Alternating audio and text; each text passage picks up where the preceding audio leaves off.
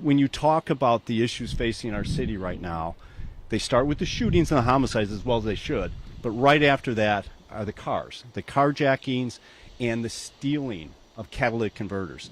The people who go out to their car to start it up to go about their day, who all of a sudden immediately are aware of the fact their car has been vandalized, their catalytic converter has been stolen, and now they get to go along in this really pleasant process that costs thousands of dollars to try to get their car back to being used.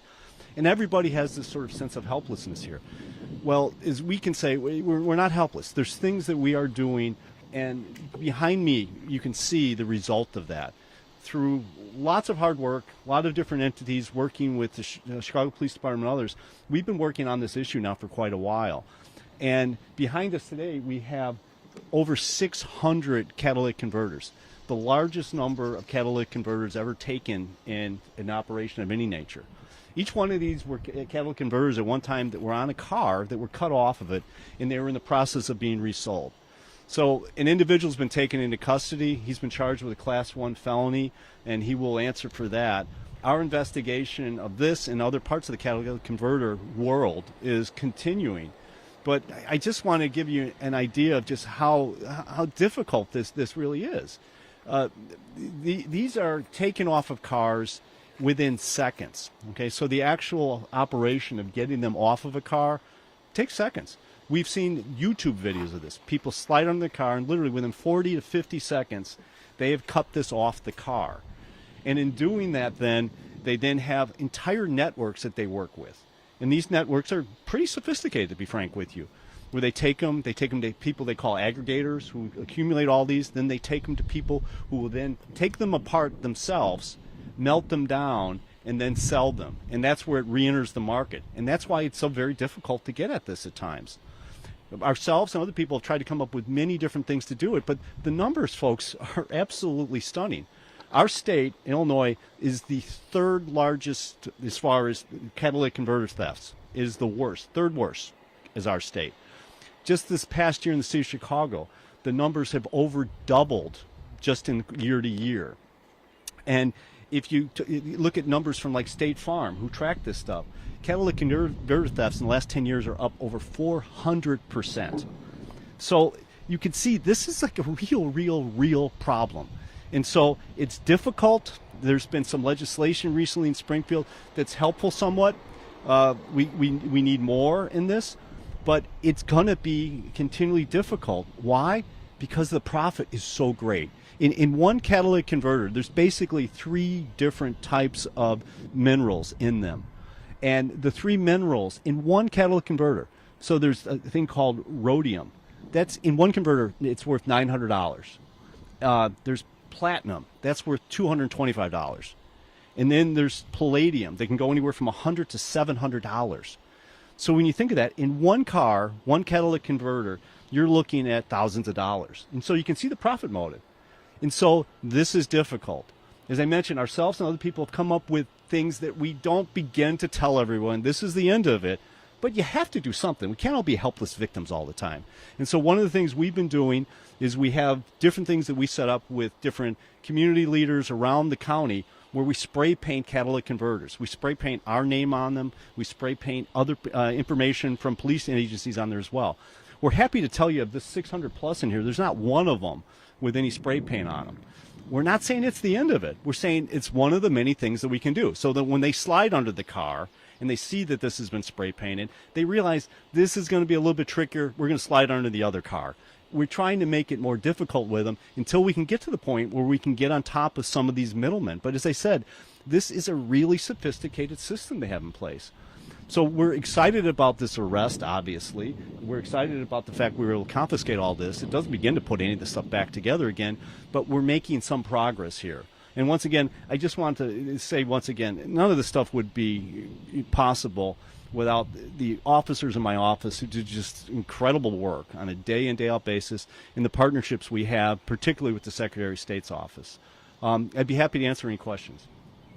You said you've been focused on this the past couple of years. Did you notice when it really became an issue? Did it worsen system during the Yeah. pandemic, or what were you seeing? Absolutely. Right as the pandemic was kicking in, and I wish I had an answer to you that somehow this was the case. Maybe it's because cars were not being moved as much, something along those lines, but it definitely took off. There was an increase going on, and there's, I guess, a little element of this that has to do with the market for these metals going up. But it definitely, like every other crime, it seems, it took off around the time of the pandemic. And I can't emphasize enough to you when I go to talk to different community leaders, and I mention here, here's an array of different things that our office offers. When I mention the spray painting thing, they're all like, "Can you set that up right now?" And I'll say, "Sure, we can." And they say, "We get no larger amount of calls to our office from constituents than about this issue," and so it unfortunately has exploded. Sheriff, is there any chance of connecting any of these converters to it? We're looking at that because we just made the arrest the other day. We're looking at that, and I mentioned, the case is ongoing. We're trying to sort of branch out a little bit, but I would suggest the chances of connecting it is very slim. One of the things we've talked about. I'd be lying to you to say we had legislation. We've talked about whether or not putting inscriptions by the manufacturer within some of these parts would be helpful. We think it could be. You start getting into some of the stuff that's really out there, and I occasionally go there, but not this time. Putting tracking devices and things like that on it, really, that probably would not be worthwhile on many levels. But the inscription and some type of marking on it inside of it, I think could be helpful. But as I say, the people doing this are very sophisticated, so they really do have like multiple levels where there's sort of like a washing going on, so that not any one of these people necessarily has all of the culpability. It's not as if literally one guy cut all these, and then he put them in this truck and drove them to one junker and said, "Here." No, I wish it was that way. It would be a lot easier. But so I think, long answer to your short question, I think the chances of connecting them are probably slim to none. But marking them as a proactive thing down the road is on our list of things we're looking at.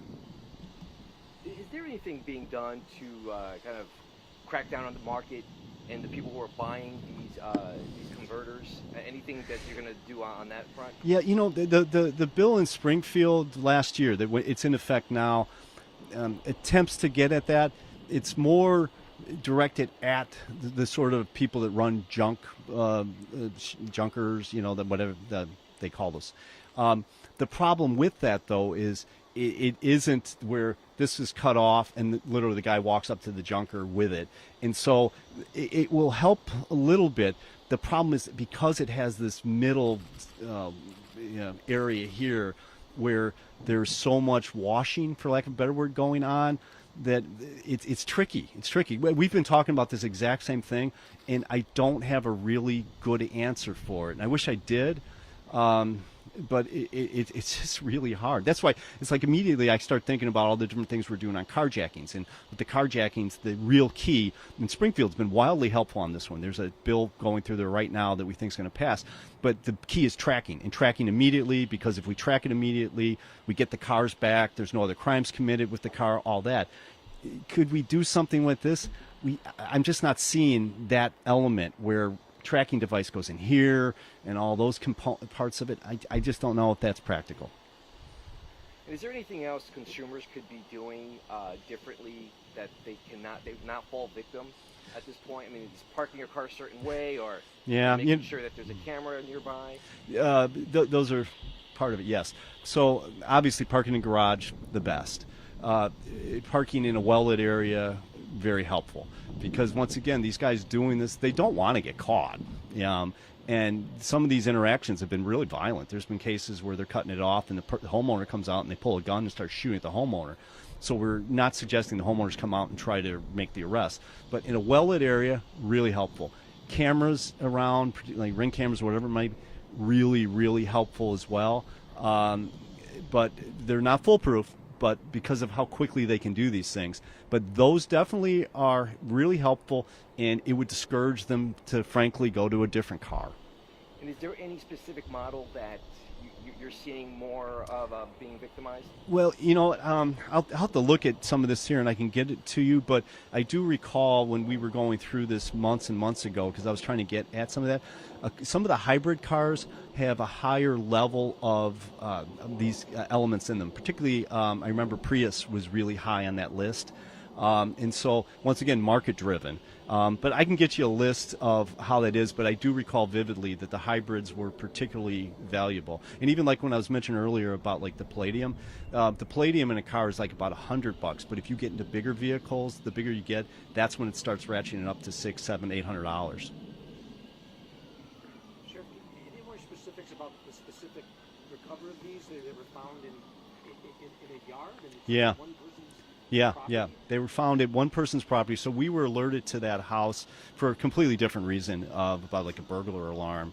And when we went there, these were in this condition out by the garage area of the house. And so we went and got a search warrant about it, got this, took the man in custody as a result of it. Where this was in all of this process, we're still working some of this stuff out right now, and we don't have all those answers. We do know that he had no records for any of this stuff, so it wasn't as if it was something where there was transactions that were clear and they were all right above board, and Is this one of the biggest busts, would you say, in Illinois or Cook County? we don't know of a bigger bust anywhere in the country.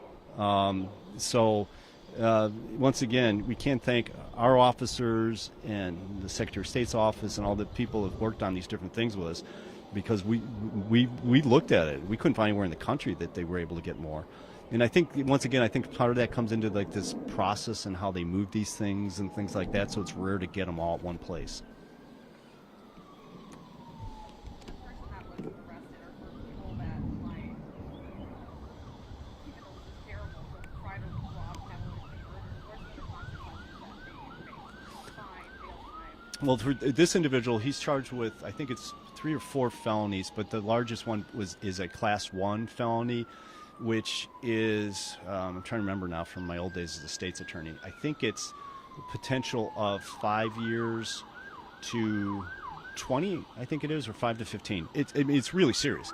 Could you get probation for this? You could, but this is, other than a murder in a Class X, this is as high as you get. So this is real serious, and so people potentially are looking at a lot of time on these things.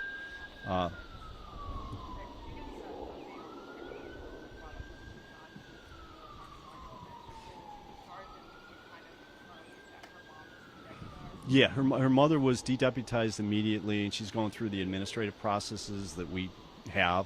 And the Richton Police Department has been handling that case. So that case itself, to get the best, most accurate information, you would best talk to them. As far as within ours, we've been immediately started going through the dedeputization process. Sure. Thanks, everybody. Thank you. Thank you. Thanks, guys. Now, if you don't so mind, much. I'm going to look for my I hope converter. to see you guys again. No, I'm serious. I literally got jacked yesterday. Really? Yeah. In front of my house. Well, I found out in front of my house, but it was the night before that I chose to ignore the rattling. Hey, ask me Ryan. Andrew Ramos from CBS.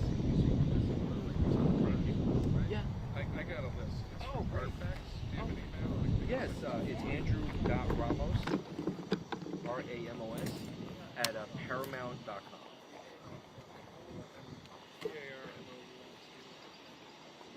I'm a horrible speller. No, Paramount.